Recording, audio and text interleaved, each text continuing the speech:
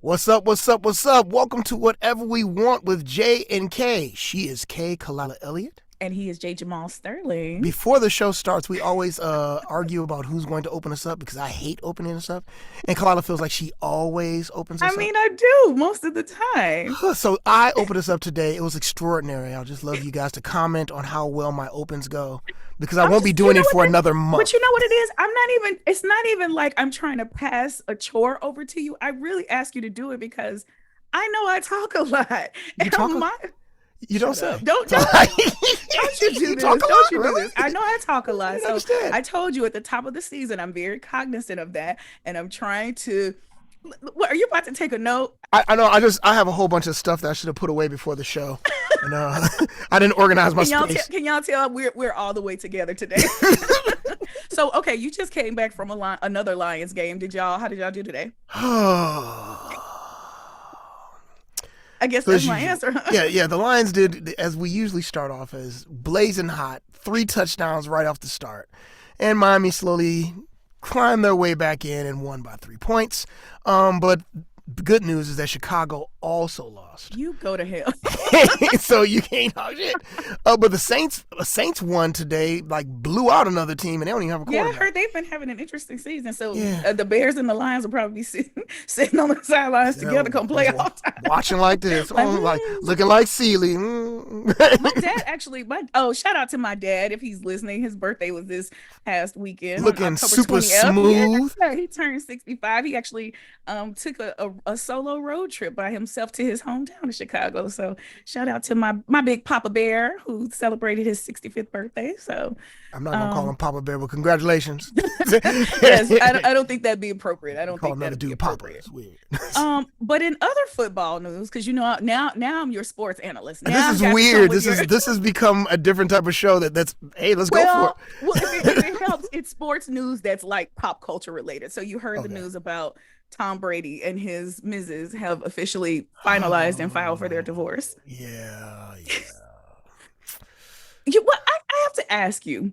What? Okay, so for the benefit of our audience, we're talking about Tom Brady and his wife, Gisele Bündchen. Is that how you pronounce her last name? I just call her She's a supermodel. Yeah, there you go. She's a very, very, very, very, very, very rich woman. My understanding is she's like worth twice as much as he is. Oh yeah, she definitely has the most money in the house. Yeah. So anyway, long story short, they've been married for I think 13 years, and of course he's been one of, if not the greatest football player in the game at this present time. And so, but the agreement was, I guess, between them that after his last year, he would retire. He said he was retiring and then reneged, went back on his word. And so the rumor mill suggests that is why they have parted. And so I'm very curious because a lot of folks have said, they talk a lot about this, about what happens to these stellar athletes when they're not on the field anymore, when they're not on the court. Like, how do they go back to normal life? And so I'm curious to know your thoughts. I mean, you're a man you have a lot of different stuff going on, but the balance of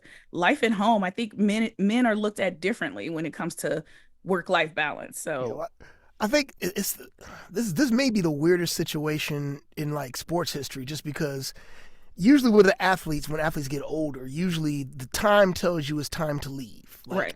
Like Jordan, after a while, you just can't do what you used to do anymore. And the weird thing is that last year, Tom Brady had the greatest season he's ever had. He had one of the greatest seasons that any quarterback has ever had, and he's 45 years old. So to tell something I know they agreed on him leaving, but his mind of what he was going to be at 45 was not still a top 5 quarterback in the NFL. So his mentality seems like, I want to keep riding this thing till the wheels falls off. And I see his wife's thing is like, hey, you also been doing this for a billion years now, like literally 20-something years. It's time. And once again, who knows the rest, Right, of course. Yeah, he's super private. He's super private. Very good. We don't know all the ins private. and outs. So who knows what else is going on? I saw a few press conferences this year where he just looks like tormented. And I hope brother's all right. I hope you just like to see somebody play at the top level and be the GOAT, and seems to be a decent guy by all reports. I just hope dude is doing okay. Yeah, I think it's interesting because I think women often get asked this question, especially high profile, high performing women often get asked the question about work-life balance, and very rarely do men get asked get asked that question. And I think the reason that is because the burden of home, of taking care of home, taking care of the kids typically rests on mom, typically rests on a woman. So I find it interesting that that this situation has brought up this conversation about, is it fair if you've made a promise to do something to go back? I take your point. He's felt like he was doing better, but if we made a commitment last year that you're gonna stop and then you keep going after you've been promising me all this time, but like this ain't and working. She also quit her career so he could keep playing ball, right? Like she stopped being a model to be able to take care of home. Well, she was also done being a model too. She said she had stopped, and she was richer than rich can be. Right. So she'd agreed that she was going to stop, but so the things are kind of coincidental. Yeah. So like I said, who knows? I understand. These athletes have. You're saying you don't agree? He should keep playing. Well, but my thing is, I just understand. Like, it's hard for somebody. It's so hard to be a good NFL player. It's hard to walk away. Anytime you're passionate about something, it's hard to walk away. But you have a family, and if you promised your family that you're going to cut back and spend more time with them, and then you turn around, literally don't even try. Basically, he tried. He retired. He retired and came back in the very next season. Well, I mean, he retired. And obviously, there's other things going on. But Who knows? What? You know what? I shouldn't even talk about him because my own mother, who retired 3 years ago, she keeps coming in and out of retirement. Dude, and the thing is, like, your mom has, like, not going to your mom's job. Your mom has a job. This man has one of the greatest jobs in history, right? And he's doing it great. So I mean, he's just like, yo. I don't know. I might be with Gisele on this one, which is saying a lot because I am usually not on her side at all. What else is going on? I do have more sports news, but I'm gonna wait and I'm gonna hold mine. Okay. So one thing we have to talk. I feel like we got to talk about this. Brittney Griner has been sentenced to 9 years in prison in a prison camp in Russia, and this is incredibly troubling. Just because, for those who don't know Russia, the government is anti-black, they're anti-gay. She's going to go into one of these camps, and from all reports, these camps are not as bad as they could be. But to be a woman over there, gay, over 6'9", you are an open target. And supposedly, not supposedly, but reports are that she's, of course, really struggling with this. And this is in dangerous territory. This becomes those worries about her life as opposed to them harming her harming herself, because it's already a bad situation, but being who she is and the stature that she is makes it an incredibly, incredibly tough situation. So it wasn't commentary. It's just more like, first of all, put the prayers out, but also, write your senators. I'm going to write Ted Cruz sorry ass later after the show, and just express for something to happen to help get this woman home, because she should not be there and she should not be in this situation. Yeah, again, you keep proving why we're friends every week, because I literally had that story marked to talk about. But yeah, she lost her appeal, more specifically. So this was a second chance. We were hoping for that. So, but I will say, she's been given some credit for the time she served already. So I think at this point she would have to serve 8 and not the full 9. But I mean, it's also Russia too, so they can do whatever the hell they want. Absolutely. The one thing that is important, and people talk bad about this, like just doing post is nothing.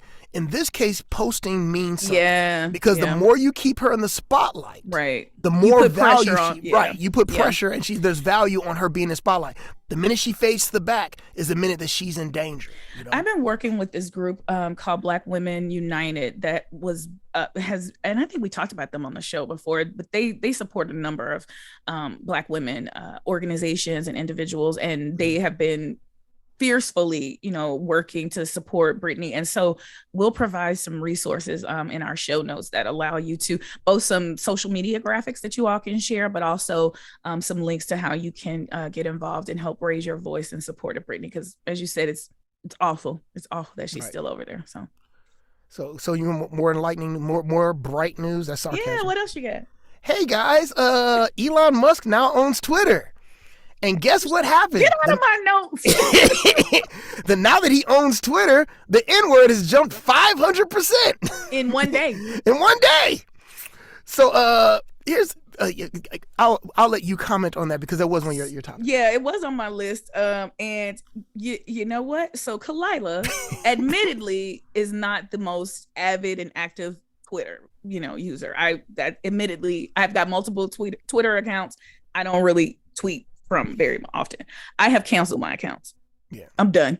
Yeah. And honestly, quite literally, I'm contemplating that for both this show and all my business ventures too. Like, I just supporting a platform where I know there are going to be no efforts to protect my mental sanity. Nah, I'm good.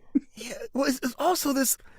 I think what we're mistaking free speech for like free speech is not what's happening on Twitter. What's happening on Twitter is purposeful and aggressive trolling. Yep. It's hate. It's hate speech. Yeah, this is not standing in front of your local government office and yelling free something, yelling for protests. This is you harassing people. Literally the worst of the worst human beings and bots come on there and do whatever the hell they want. So it's not free speech in a traditional sense, Yeah. So, it seems like first of all, I think Twitter's I've always thought Twitter's an awful, awful, awful place because the lowest common denominator always goes there and does horrible, horrible things. And they can do it a billion times faster and they can hide while they do it. It's easy to be I was about to say bitch ass, other word, but it's easy to do that on Twitter, right? Right. A ban, as we say, B-A. If you don't know what it is. I've never heard that. Oh, you never heard it's a band? Yeah. I've never heard that before. I'm gonna start using that. I'm gonna have to. It's one of my favorite phrases because there's so many of them out there right now. So, oh gosh. Yeah, I'm not. A lot of people are big Elon Musk fans. I feel that in some ways Elon Musk, he is a genius. That cannot be doubted with all the things he's done. There's such thing as evil geniuses. Right. every good story has one. Right. I'm just saying. So fuck I'm good. that, man. I'm good. Like, so legit, y'all might not see any more Chief Disruptor Productions. Y'all might not see any of that because I'm good. Yeah. Honestly, even promotionally, I don't see the purpose. Like, it's just not worth it, man. Well, I mean, as a marketer, I tend to make sure my clients and whoever I'm working with are on all of these platforms so you can have better reach. But it is very subjective. It depends on where your audience is. It's not always much of our audience is certainly not sitting around on Twitter going, where are the posts? So I think we're good. And I should mention when we're recording this, it is Sunday, October 30th. So tomorrow is Halloween. Jamal, you got Halloween plans? So this one, you know about this. This is one of the sad moments of my life. So I'm not a big sentimental person at all. I'm not. You are, but one of the things I was very sentimental about is that my daughter's favorite holiday is Halloween. And we would make a big, like, even when she was a little kid, we would, like, when she was little bitty, one of my first memories of her is taking her trick-or-treating and her walking into a stranger's house and then bringing her back out like your child. So she loves candy, she loves Halloween, she loves sugar. And last year she was like, that was the first year she said she didn't want to do it. I'm cool on trick-or-treating. And I felt some type of way about it. I was like, what? We don't. I think we reacted stronger to that than we did when she said she didn't want to do Santa Claus. Right. This one really. I was like, wait, for real? That one was worse. I think this one was worse. Halloween this hurt my feelings a whole lot. Because we think with Halloween we've got at least till they're a teenager before they decide to bounce. But she was like, "No, I'm good. I can just get all the candy." And I'm like, "Son of a bitch." So so tomorrow I'm going to buy candy and just watch. But you know what? She said she would. So she went to her first dance this week, right? Yeah, so I got to ask you. Which is a whole nother set of emotions, but go right. So that's really what I wanted to get into. As a dad of a now 12-year-old, how did you feel about her going to her first dance? She's still at the age where it's I don't have to kill nobody yet, but it's coming though. It's coming. All little boys, all of the parents here with little boys, I will punch them. You're a mess. Don't be that bad. But no, just she had a good time. It was weird that she, like, usually at parties I'm so used to being at the party and her hiding behind me or trying to hang around me, and this time she was at the party and apparently didn't want to leave and was having a great time, and I was like, your kid's a party animal, huh? Yeah, it's concerning. Very concerning. Oh my gosh. Well, she and I just watched The School for Good and Evil. That was our Halloween. We said we were going to watch something for Halloween. What is The School for Good and Evil? It's on Netflix with Kerry Washington and Charlize Theron and Lawrence Fishburne. It's got a lot of folks in there. fun. It was a good watch. Okay. But it's basically about these two girls. They're best friends, and they end up being dropped off at the school at two different schools. One school for evil, one school for good, and the whole story is about how they try and come back together. It was good. It was a fun time. Does anybody get? Is there any revenge plots or murder in it anywhere in there? Actually, yeah. There's murder and revenge plots? It's murder, magical murder. Oh, I mean, it's not like magical murder. That's not good to watch. It's literally called bloodlust. Like blood magic or something. So yeah. All right. If it's got some good violence in it. But listen, I was just excited that your daughter wanted to do something with me. Your wife and I, now we're like, we try to not spook her. Like whenever she like says, "Oh yeah, I'll go with you," or "I'll do something with you," we're like, "Don't get too excited." Gonna turn around and change your mind. See, my strategy is so like, here's the sad thing with me is like, I'm more like, hey, you want to do something? No? Cool, I'm out. Like, get out of here quick. I don't know if it was Nick Kroll. He has a special on Netflix. Somebody has a special on Netflix, and he basically says, he gives his mom a hard time. And he was like, moms, you gotta do more like dads. You gotta lay back in the cut. Y'all are too anxious. You're too excited. Chill back, man. Just pull your love back, and then I tell Nicole she's gonna come back. She gotta eat. She's always gonna come back. Yes. And trust me, as her mother, she's definitely always gonna come back to her. Right. I'm always going back to my mother. Oh my goodness. Oh wow. I got one here. This is I wanted to ask if this is even possible. And since you are the local expert, I'm going to ask you. You're going to be mad when I say what you're expert of. Smoke Dogg. That's what his name should be. Snoop Dogg smokes up to Snoop Dogg smokes up to 150 joints per day, says his personal blunt roller. This is clearly clickbait and cannot. Can you smoke? What is your question? My question is, I'm not. Can you smoke? Do you have enough time to smoke 150 joints a day? I mean, if you don't have nothing else to do. I mean, he's Snoop Dogg. He's a busy man. I don't know. 150 is excessive. Yeah. But I will say, on a good day, let me say, if left to my own devices in a legal setting, no holds barred, easily I could take 20 down easily. Okay, so 20 versus 150. Yeah, I don't know about 150. 150.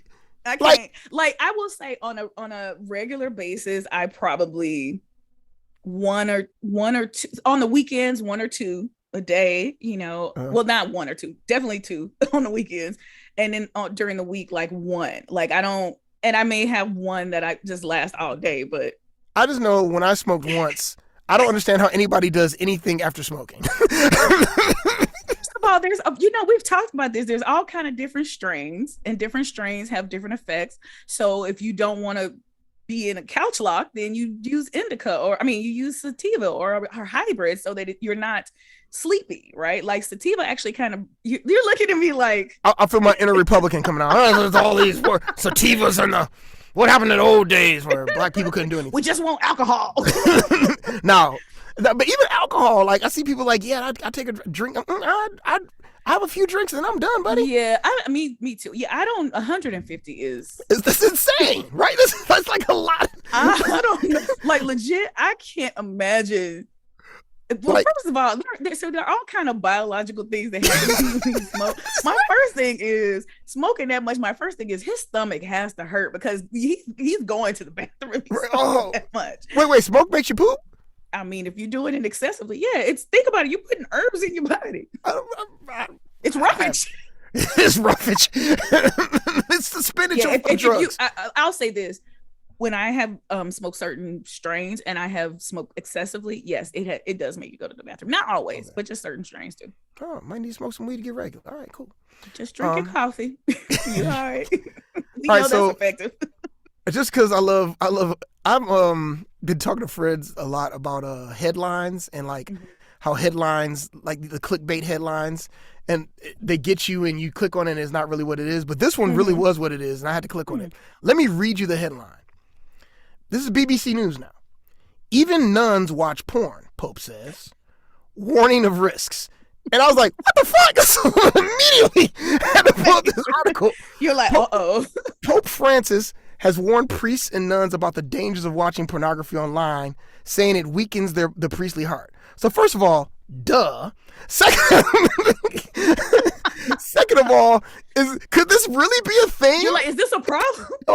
And how does the Pope know? Does he get a report? Is there some type of printout where it gets, they're all watching the porn? I'm sure they have an IT manager at the Vatican just like they do everywhere else. But so you think is the Vatican just like another company where they're checking computers for porn? That's exactly what it is. They're like, and they're probably like, why do we keep getting all these viruses? This is a holy place. There should be no viruses. I just thought the Vatican be the one place Pornhub would not be just thriving. I mean, honestly, not that I know what porn. I don't know what Pornhub is. My friends have told me about it. Not seeking sponsor. I have no. Hey, on the other hand, OnlyFans. No, hey, during the pandemic, OnlyFans in my household has talked about a lot. Listen, if it ever gets real tough out there, I know I got some options. But no, I think. First of all, I will say we know that just because someone is a nun or a priest doesn't mean they're not a sexual being anymore, right? Like, of course. So, I mean, as long as human beings are human beings, I imagine they would try and do some of the things that human beings do. Like, I don't doubt that it happens, but the word problem is what hit me. You're like, this is an epidemic. I just see. No, I'm never going to look at a nun. Places I expected this to not be a serious issue. Well, I just know, I worked this summer. I did a summer theater camp at a Catholic school. Mm-hmm. And the two nuns who were there, who were always walking around, were on their phones all the time. And now I'm like, oh, interesting. They might have been. I don't think they're looking at. It's so funny. So I just got turned on to this show, and it's been on for like 5 or 6 years, I think, at this point. But have you ever seen the show on Netflix, Big Mouth? Yes, it is spectacular. I just got hip to it. So I gotta watch the rest of it. I'm like 5 episodes in season 1. It is excellent. I think I'm just about to finish season 1. So you and I have to compare notes, because what happened was I started watching Human Resources, which is a spinoff of the show, which I didn't know. And I started watching it. It was hilarious. And I was like, wait a minute. So I went back to go watch Big Mouth. But anyway, the reason I brought that story up is I don't remember why I brought the story. Good job. Just for those who don't know, Big Mouth is it is basically a cartoon about kids going through puberty. And in the most vile and crass, yes. John Mulaney's one of the voices, Nick Kroll's the other voice, and there's a bunch of other voices on there. But the horniness is usually represented by this big hairy monster. And it is spectacularly fun. Good. It's so well done. It's so over. It's definitely not for kids. Do not let your kids watch this, especially if they're in puberty. Definitely don't let them watch it. But it is honest. I will say that as I was watching, I was like, that's pretty good. Yeah. You can tell that there's been some type of research behind it as well. Yeah, they basically went back to their childhood journals and diaries and were like, what was happening to me when I was in 7th grade? It's like, oh yeah, that happens. Yeah, it's really great. Maya Rudolph is also one of the voice artists. Jordan Peele is connected to it, so I've been enjoying watching it. Pretty brilliant. So I want to ask you. I mean, I think I know where you stand on this, but recently there has been a lot of commentary from other filmmakers who feel that the superhero genre is not worthy of celluloid. But the most recent person to weigh in is James Cameron of Avatar fame. That deep, incredibly well-written classic. I want to read you his frustration, though, because he had some words to say. So this is what James Cameron, again, the director of Avatar, both the original and the Terminator 1, Terminator 2. Exactly. This could be Terminator 2. But go ahead. He says, quote, "When I look at these big, spectacular films, I'm looking at you, Marvel and DC. It doesn't matter how old the characters are. They all act like they're in college. They have relationships, but they really don't. They never hang up their spurs because of their kids. The things that really ground us and give us power, love, and purpose, those characters don't experience it. And I think that's not the way to make movies." So my first question is, in every superhero movie I've ever seen, the stakes are always incredibly high because usually somebody's family is in danger. Usually the only reason they become a superhero is because something traumatic happens to them. This is from a man. Right. If you've watched Avatar Avatar is nothing but 50 billion other movies. It is the Last of Mohicans. It is Dances with Wolves. It is the whole Labyrinth. It's every single movie you've ever seen. White guy comes to natives, is about to take over the natives, realizes the natives are people too, and joins the natives. Which is literally, I mean, a trope for years and is a script that can write itself. We could write that script right now. He just did it in blue and in 3D. His other movie, Titanic, which, okay, I have to say this real quick, is a bad movie. Titanic is not a good movie. When the ship goes down, that is the best part of it, and Kathy Bates is a jewel. Billy Zane is really good. Leonardo DiCaprio and even Kate Winslet, who I think is amazing, are not good in that movie. Well, that wasn't their best. I mean, they were still young. But also, it is a terribly written movie. It is not a well-written movie. Terminator 2 was written by me. I gave the script to James Cameron, and I say this as a Terminator 2 fan. It is not a well-written movie. No, honest to goodness, when I saw the headline, James Cameron, and I was like, I immediately was like, James Cameron, because I was like, not the James Cameron I'm thinking of. I was you like, ain't Martin Scorsese? Shut up. Rolodex, and I had to go Google. I was like, because I typically know folks in the industry. I was like, this can't be the James Cameron that I'm thinking of. So interesting. So I'll just take myself all James Cameron movies. Good. So Tyler Perry and James Cameron, I'm not going to be with. Good job. I'm doing great here. Oh my god. I need to find some work, but I do love Martin Scorsese's work, except for the last movie, which was terrible. I mean, we talked. We went into a lot of detail. But once again, he's got so many championships on the wall. He's allowed to have a bad one once in a while. Absolutely. I have some more sports news. That's not great news. Okay. I like how you weren't sure what the news. It's not great news. I don't know what type of news is this. We were talking a few weeks ago about Terrell Owens, right? So apparently Terrell Owens has lost almost $80 million. I just gotta let that sit there, y'all. I'm gonna wait for the part where I'm supposed to feel bad. But go ahead. He has lost almost $80 million. How did he lose $80 million? Because of poor financial choices. I mean, he straight up said it was the consequences of making poor financial decisions, including like buying a bunch of cars and homes and jewelry and all these other things. So his net worth now is like $500,000, which, hey, you still chilling. Yeah. But I'm like, how do you spend $80 million? No, I mean, are you asking me how you spend $80 million? So for him, we all know this story. It's the MC Hammer story. You got a whole bunch of people who are locked onto you, and you take care of your hood, you take care of your mama, take care of your grandmama, then you take care of all your boys' mama and grandmama, and by the end of it, you're like, wait, I have no money. And then if you add on bad financial advisors, I mean, it's something that can be done. With Terrell Owens, he's never struck me as the most prudent human being.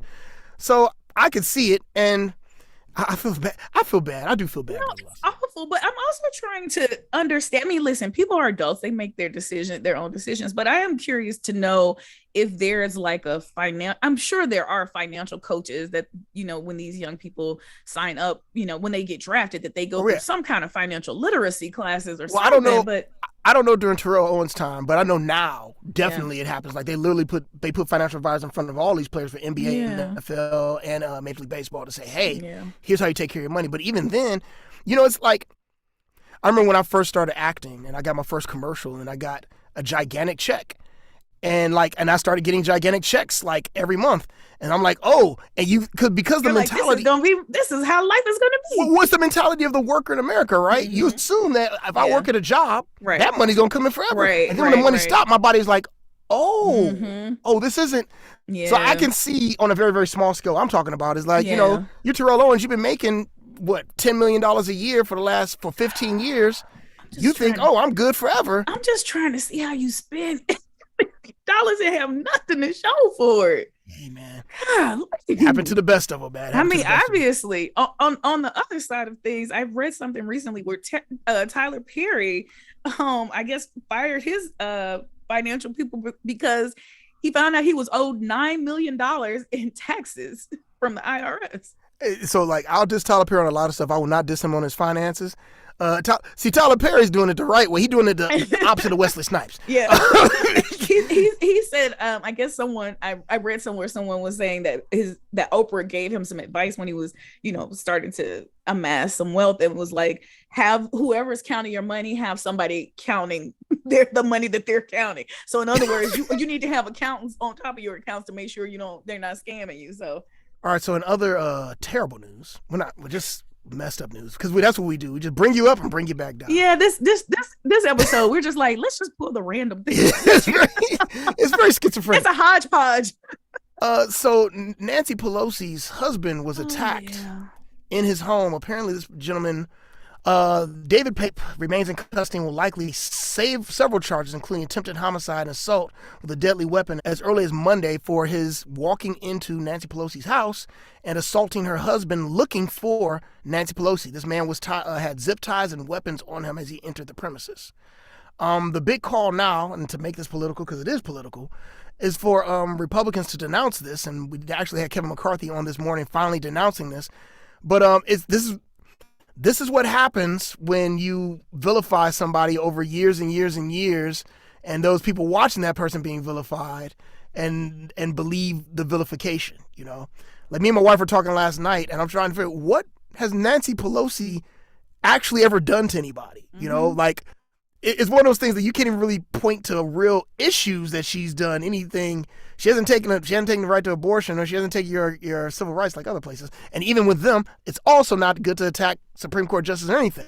Mm-hmm. But this is the direct result of the violent rhetoric we've been hearing for the last 5 or 6 years. Yeah, longer than that. We're talking about 15, 20 That's years. True. Right. Yeah, it's been built in. So first of all, her husband had surgery, and it seems that I was going to ask, how's he doing? It seems like he's going to be okay. He's an 80-year-old man, isn't he? Right. Yeah, he's an 80-year-old man, and it's just and scary. You were being nice, like you weren't being graphic, but like this is awful. Like yeah, man had that's so awful. An 80-year-old man had skull bashed on. Yeah. So it's people are crazy, man. And like you said, for there to be any delay in denouncing this, is like, are we serious? Yeah, and trying and not connecting to other things or putting caveats on it. It is wrong. As much as I do not like Donald Trump, it is wrong to put hands on anybody. Absolutely. It is wrong. That is where this game should stop. But yeah. Oh man. Yeah, I was like, you're the bad news bear. I'm like, oh yeah, all of these headlines are kind of. Oh, I do have some good news. More sports news, Jamal. What is happening? Oh, this weird ESPN. Okay, it's great. I love it. Let's go. You know what it is? I think without realizing in my subconscious, when you took that dig at me a couple weeks ago, when you said you don't even remember who's the last bear you knew, which was true. You were absolutely right. Brian Urlacher was the last bear I knew, but I feel like I need to redeem myself. Have you learned any bears in the meantime? Nope. I'll give you one for free. Watch the game. Justin Fields is your new quarterback, and he's going to be a good player. And he's like Michael Vick. I believe you. The interesting news that I did have to share, some great news. 2 Black head coaches actually faced off yesterday. It was the first time 2 Black head coaches faced off in a professional hockey match. Did you know that? I did not know that. What are the teams? Do you know the teams? Yeah, Joel Martin and Jason Payne of the Joel Martin of the Kalamazoo Wings and Jason Payne of the Cincinnati Cyclones. They played yesterday in Michigan. And what's so interesting, did you know there have only been 7 Black coaches in hockey throughout its entire existence? Professional hockey? Oh my God. That is insane.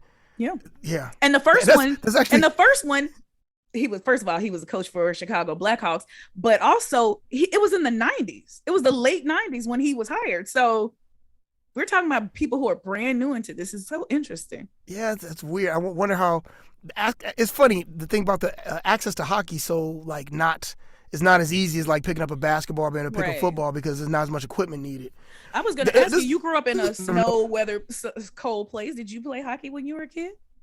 Hell no. So like, there's a terrible movie called Four Brothers. But it's a really, really, really, really, really bad movie. And it's starring Mark Wahlberg too. So you know it's bad. Oh, and Tyrese you definitely know it's bad. Yeah, it's a bad movie. On top of this movie being bad, there's one part towards the end where there's some kids, like black kids in the hood, playing hockey in the middle of the street of Detroit. And I like literally like, bullshit, where? That you can ask every Detroiter. It's never happened in rate. I ain't never seen that before. You're like, I don't know nothing. Funny. I'm gonna shock you again. Is it more sports? It can't be more sports. Okay, this isn't exactly sports. This is more in my vein of marketing and branding.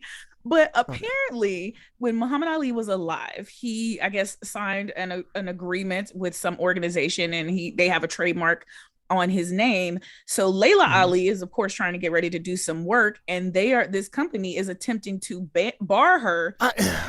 Because the argument is that the name is primarily associated with Muhammad Ali as opposed to Laila, and that they have a claim to it. It just makes you, it's worrisome. You know, like I get it. I get the legality of it. I get signing contracts, and whoever Ali's business manager maybe made a misstep on this one, because it reminds me, it makes me think of, I went to see the Jean-Michel Basquiat exhibit in New York, which was spectacular.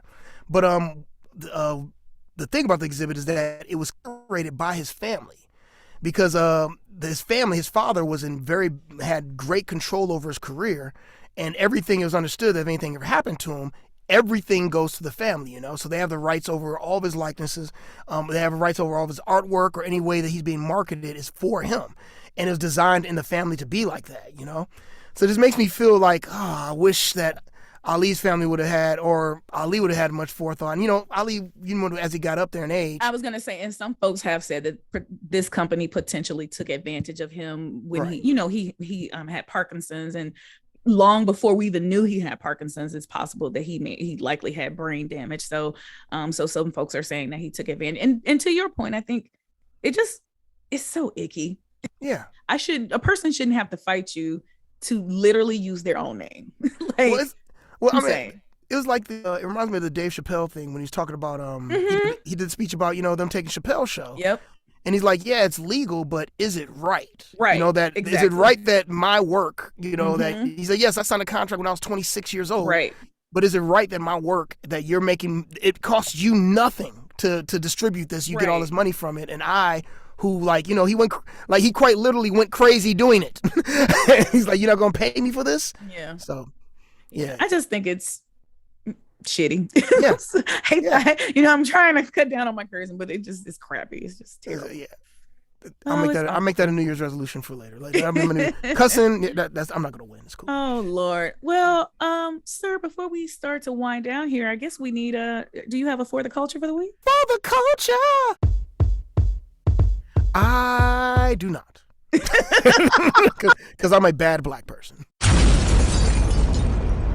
Bad black person. Lena Horne. Lena Horne I literally saw a video yesterday of young Lena Horne, but continue. The great Lena Horne still to this day maintains having the longest solo performance on Broadway. And she is actually having a theater named after her on November 1st. I think most folks know who Lena Horne is, but I don't think people really truly have an insight and knowledge of like the depth of who she was as a Broadway performer, at least not our generation. She did so many wonderful things beyond just cinema that will, that's worth acknowledging. Jamal and I talk all the time about giving our folks their flowers, and obviously she's an icon that has passed on. So if you're in New York this week, November 1st, please go over to what is formerly going to be known as the Atkinson Theater will now be known as the Lena Horne Theater. So I love that. James Earl Jones has one. Got Lena Horne has one. It's amazing. Yeah, awesome. So if y'all don't know who Lena Horne is, that's bad. If you don't know who James Earl Jones, you also should have your ass whooped. Absolutely. For the culture this week is actually, like I said, the show I mentioned earlier this week.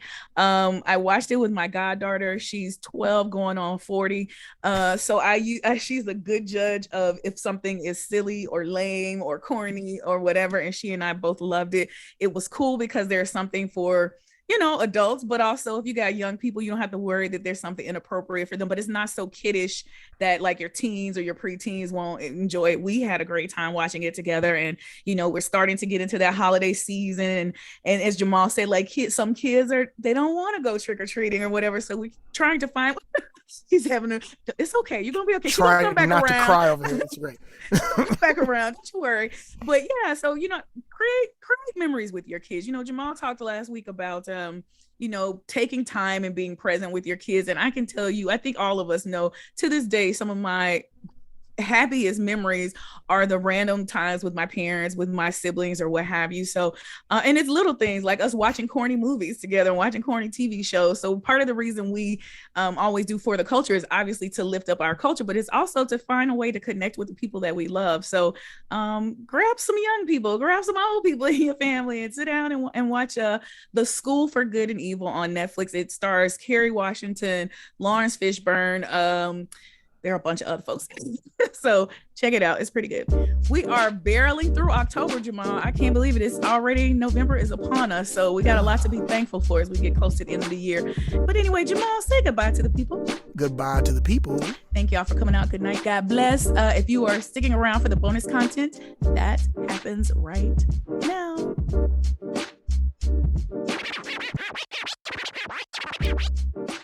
Okay, we are now ready for the bonus content. What you got going on, sir? Busy ass life as usual. It's weird. I'm working for an arts organization right now, and we did a fundraiser the other day. It was a gala event, and it started off with, "Hey Jamal, we're gonna need you to saying that a gala event, whatever that means." So it started off like a week and a half ago. It was like, "Hey Jamal, we're just gonna need you to help, with guests and stuff." Mm-hmm. "Hey Jamal, we might need you to introduce a few people." "Hey Jamal, we might need to do a little traffic." "Hey Jamal, could you host this one part of it?" "Hey Jamal, could you be the host of it?" So literally 2 days before, "Hey Jamal, could you host it with my other friend Yadira?" So we hosted something that I never wanted to do, thought I would be able to do. I hosted a gala for a theater here called Carmia Theater. Oh, I would have loved to have seen it. I wish I had been there. I think maybe some video of it flying around somewhere, but we're gonna have to find that footage. Hijinks ensued. The weirdest thing about this is I'm going to say I drank during this event. So being a host and also being a little bit. I can only imagine. I was holding back so much horrible humor. It's great. I'm sure. I'm actually impressed that you were able to hold back so much horrible humor. Everybody at the end was like, "Hey, we want you to come. You should come do other things." I'm like, "If you got money, maybe." So it's been Pay that. me what you owe me, dude. It's been that memorizing line. Just hustling and auditioning. That's how's it going on your end? You've been traveling the world traveler. Like quite literally. Like what's funny is I'm supposed to be on a plane right now. Yep, and going to San Francisco. I got home on when did I get home?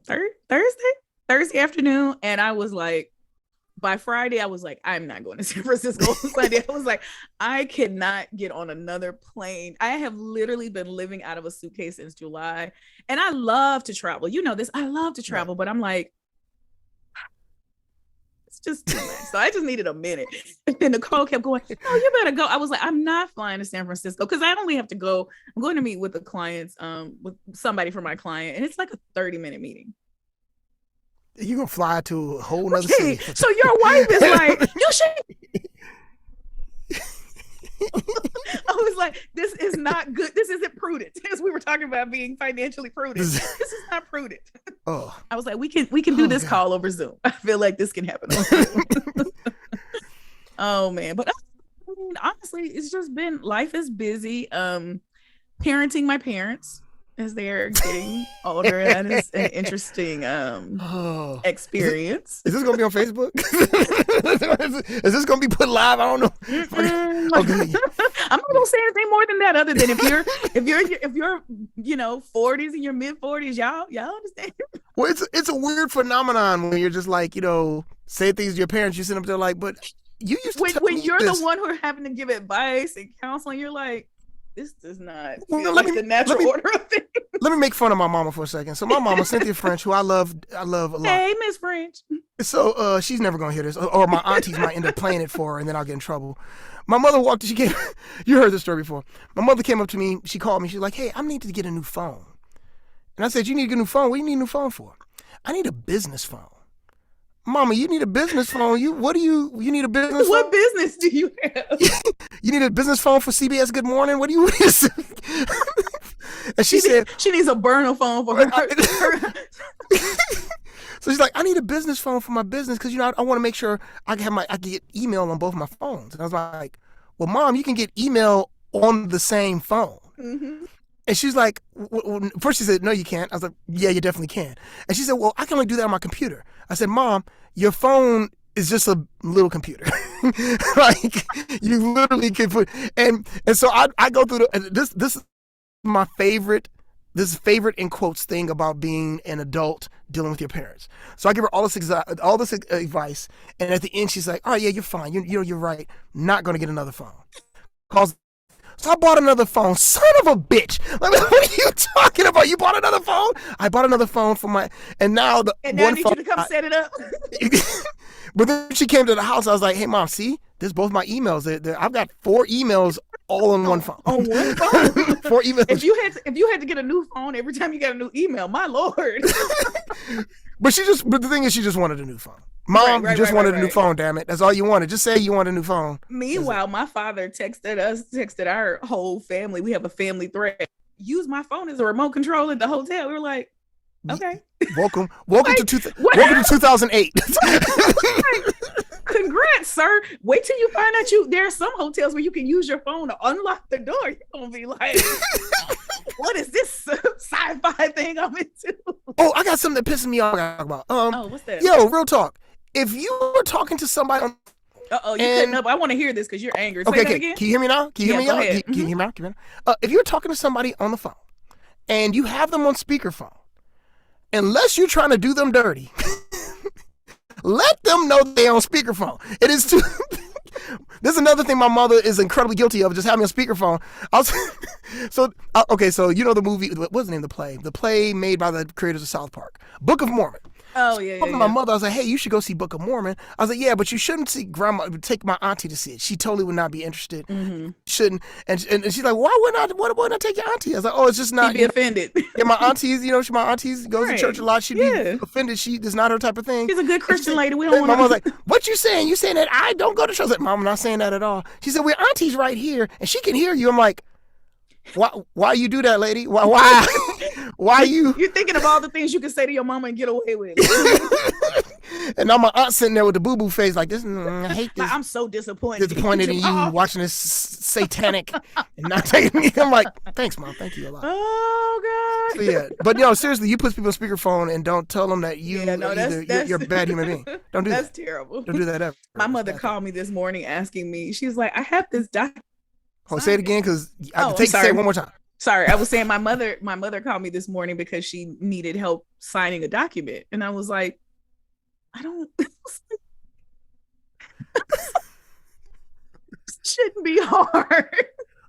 Like, you talking about computer signing? It was an electronic, so she needed an electronic signature, right? Or she could have printed off whatever the item was and scanned it on her phone. But all of these trying to tell her how to do this was all too involved. So after trying to do like a DocuSign, because it was a protected PDF, I couldn't sign for her. So I was like, you're gonna have to print this out and probably fax it to them. I was like, what year is this? Fax it. Okay, so let's we got to calm down a little bit because I don't know some of this stuff. So at work, I'm constantly people looking at me like, well, you don't know how to. I don't. I'm not gonna lie. That's how I feel when the kids are like, you're not on TikTok. I'm like. Well, the thing is, the most brilliant thing is that if you need to know anything technology-wise, if you give it to a 14-year-old kid, they will show you the whole world. My students show me everything about my phone. Too much information about my phone. But listen, here's where your hidden pictures are. I'll get away from my phone. Oh my God. Oh man. Well, as we get ready to head into November, are there any resolutions or goals that you set for yourself that you're like, man, I'm not gonna make it? Okay. So strangely enough, this year I've hit a whole bunch of my goals. The 2 goals that I didn't hit is saving more money. I did not do that this year. I need to save more money. Mm-hmm. And secondly, I need to brother got to get his workout on better. I got to do it. You're doing really great though. See, the thing is, it's deceptive. There are spurts of me being like literally this Yeah, days but I try. sometimes you literally like you're training.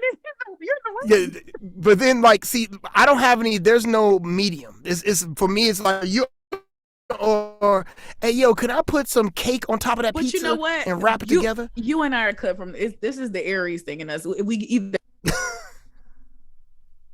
that is definitely what's been going on. Like I'm supposed to be training for a fight.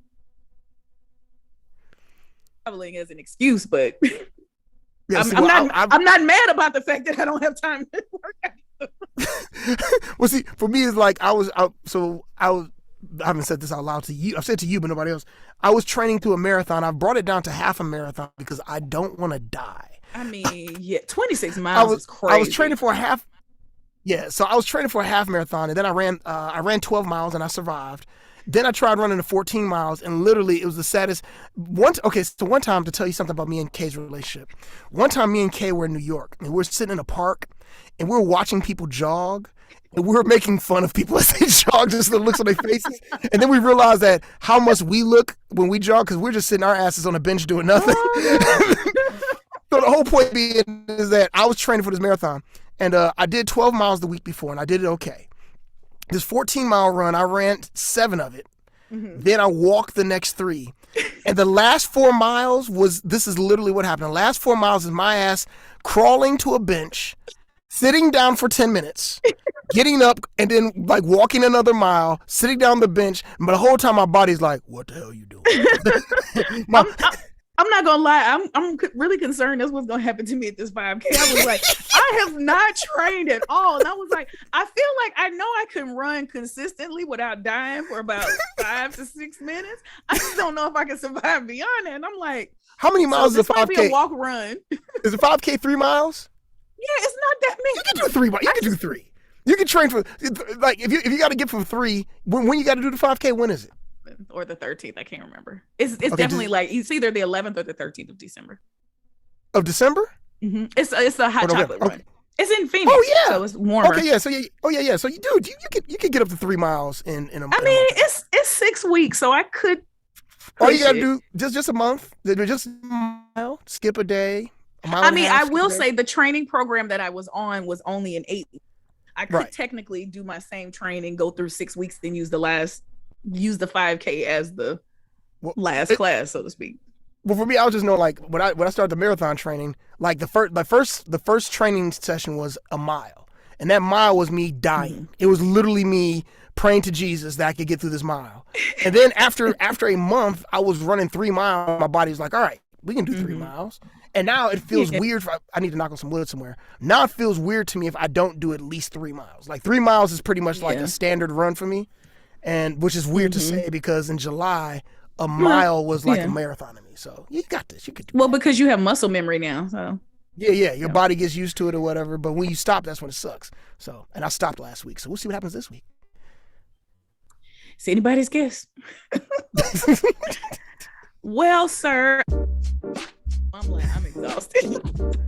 So I'm talking about since we are in the overtime, I got to say this. Mm-hmm. So overtime, like we're in football. Yeah, through this show, recording the show, me and Kay's something's going on with either me or Kay's mic. So these weird moments where like it becomes a weird kung fu movie where like she's like the lips are moving and then the words come later. So we'll see what type of interesting experience you guys are going to get. Lee, you got your work cut out for you, brother. It's happening again to me right now. It's like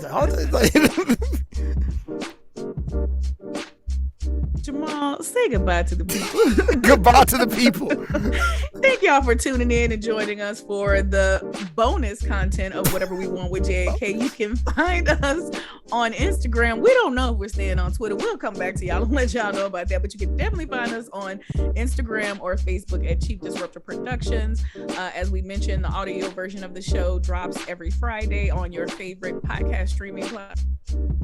The show with exclusive extended bonus content on our YouTube channel at Chief Disruptor Productions. So thank y'all for coming out. Good night. God bless. Jamal. Goodbye to the people. We'll see y'all next week. Whatever We Want with J&K is produced by Chief Disruptor Productions with post-production support by Lee George. To see the video version of this episode of Whatever We Want with exclusive extended content, be sure to subscribe to @Chief Disruptor Productions on YouTube. Stay up to date when we post new content by subscribing to the show on Apple Podcast, Google Podcast, Spotify, Pandora, and most podcast streaming platforms.